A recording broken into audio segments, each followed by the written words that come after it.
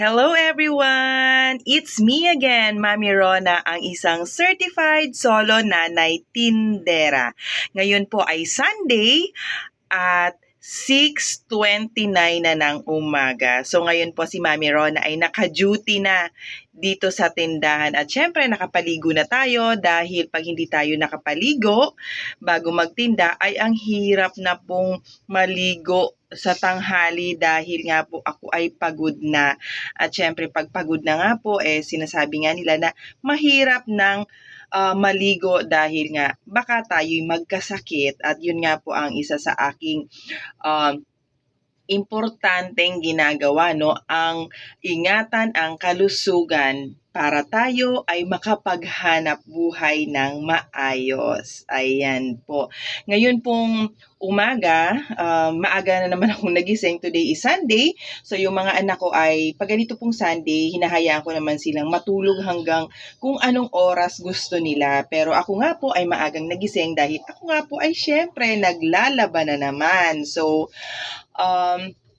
kagabi, naglaban ako, pero yung iba nga po ay hindi ko natapos. So, pag ganyan pong sobrang pagod na ako, talagang nagpapahinga na ako, no?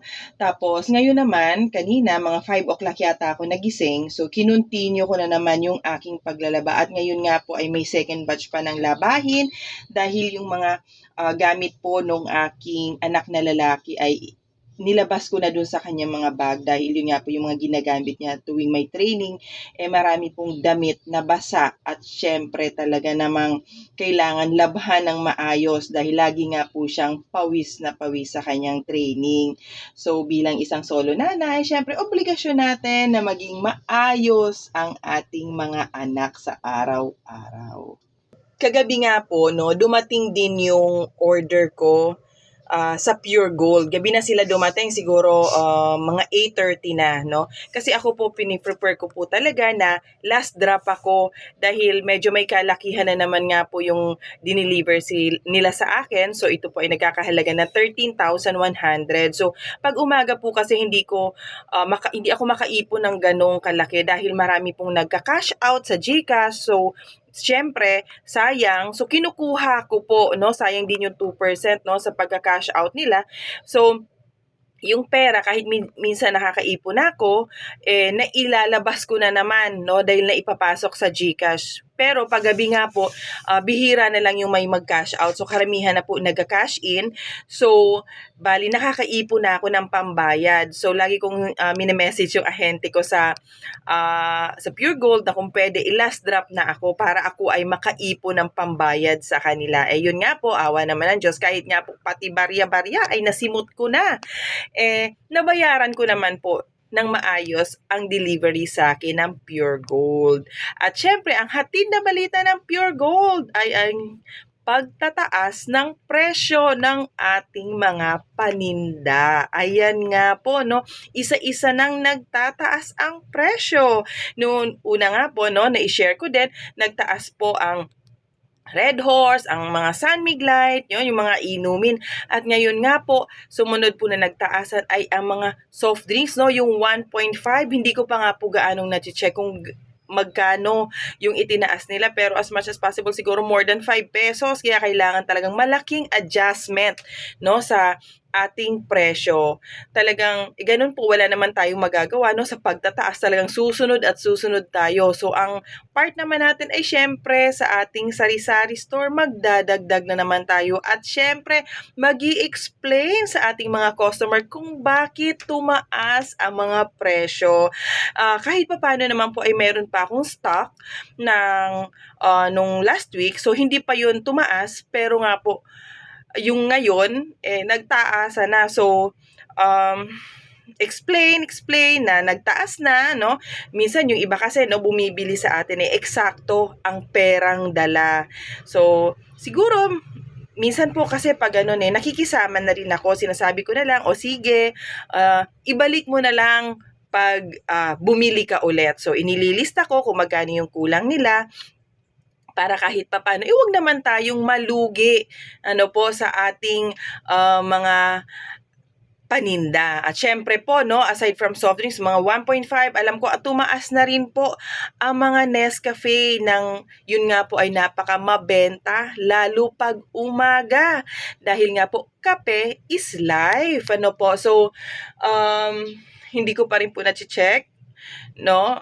Mag-a-adjust na rin ako ng presyo. Syempre, kahit nga po meron pa akong ilang ties na yan po ay nabili ko ng old price, pero ngayon nga po ay susundin ko na syempre yung bagong presyo ng mga kape. So, let's see kung ano yung ibang magiging reaction na naman ng mga customer. Minsan sabihin na lang ng customer, tumaas. Bakit kahapon ganito lang? Bakit ngayon ganito na ang presyo?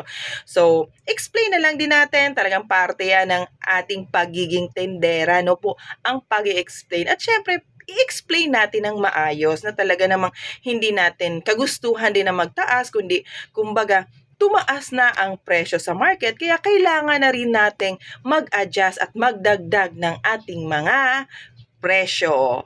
At syempre, ito pa po ang sinabi sa akin ng aking ahente na ang napakamabenta at in demand sa ating tindahan na ang Magic Sarap daw po ay magtataas.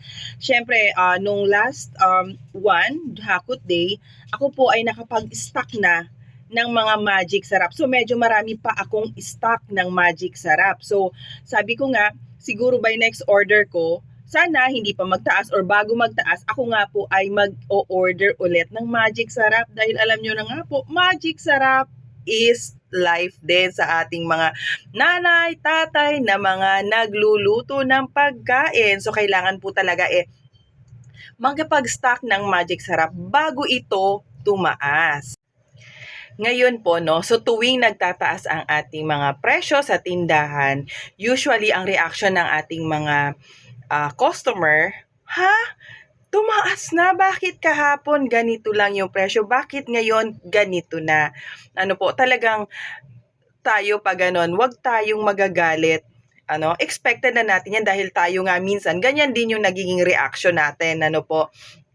So, kailangan magpasensya lang tayo at syempre minsan maging jolly lang din tayo. Uy sis, pasensya ka na kasi talagang ganun ang buhay, talagang mga bagay ngayon karamihan ay nagtataas, no? Talagang kailangan i-explain natin sa kanila ng maayos, no? Huwag tayong magagalit kasi syempre baka mamaya pag nagalit tayo, uy grabe ka naman, ganun. Pag magumanon tayo mawalan pa tayo ng customer. So minsan, no, pakikisama na lang din pag ganun po ang ginagawa ko, pag kulang, no, lalo na minsan eksakto yung mga dinadala nga nilang pera, sinasabi ko na lang po na sige, okay lang, ibalik mo na lang sa susunod mong pagbili. Hindi ko naman sinasabi, ibalik mo ngayon din. Syempre, hindi pwede dahil lalo na nga po yung mga bumibili dito, minsan may kalayuan ng kanilang bahay. So sinasabi ko na lang, ibalik na lang nila sa susunod nilang bili. At syempre, ililista natin dahil sayang naman din po, no? Yung kita natin ay mawawala. So, talagang pag ganon, yung pasensya natin, hahabaan natin, tapos yung pakikisama natin sa customer talagang dapat huwag mawawala.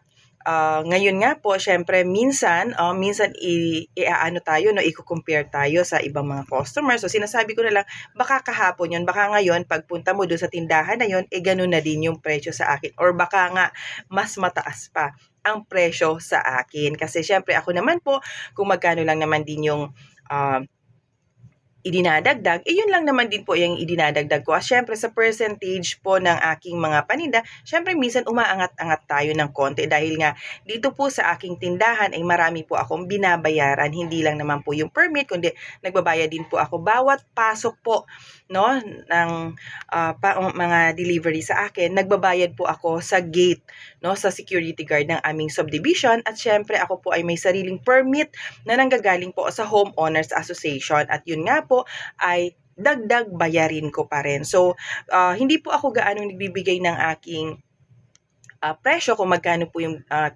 yung prices ko dito sa aking tindahan dahil nga po ayoko pong ma-compare sa iba dahil dito nga po sa aking loob ng subdivision namin ay may mga extra akong binabayaran, hindi po katulad ng sa labas po, no, sa labas po, no, doon sa mga na wala pong binabayaran. Ako po dito sa tindahan ko ay may mga binabayaran po ako once na pumasok ang mga produkto dito sa aming subdivision. So sa gate naman po, kilala na nila yung tindahan ko dahil nga dito po sa amin ay as much as possible, may mga sinusunod kaming ang rules ng Homeowners Association, at kaya kilala nila kung sino-sino yung may mga tindahan na nagpapa-deliver. At yun nga po ay i-charge po once na lumabas ang mga delivery. Hinihingan po ako ng mga nagdi-deliver. Depende po sa dala nila, kung truck, kung motor lang, kung gaano po kalaki yung dala nilang truck.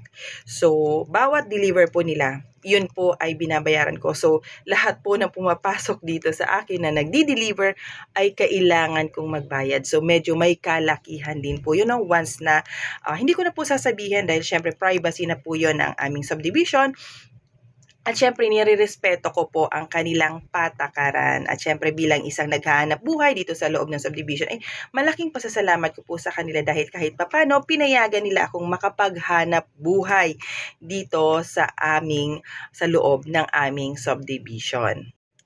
Yun po ang maisi-share ko sa ngayon na minsan sana all na lang, mapapasana all tayo na malaki ang kapital para kahit papano ay nakakapag-stock ng paninda bago ito tumaas. Pero nga po sa mga katulad ko na limitado lang din at syempre pinapaikot-ikot lang din ang kapital, talagang ganun po talaga ang buhay, tamang diskarte na lang po at syempre pagtsatsaga at syempre ang walang katumbas na pagsisipag. At syempre, samahan po natin sa araw-araw ng dasal na gabayan tayo ng Panginoon sa ating paghahanap buhay. So, maraming salamat po sa panonood. Sana po nagustuhan nyo at syempre, aware na tayo sa mga pagtataas na ito. So, kapit lang sa ating mga maliliit na negosyante. Kumbaga parang kahit naman paano, kahit maliliit na negosyante tayo, ay isa pa rin naman tayong matatawag na negosyante. At syempre, ang sarap pakinggan.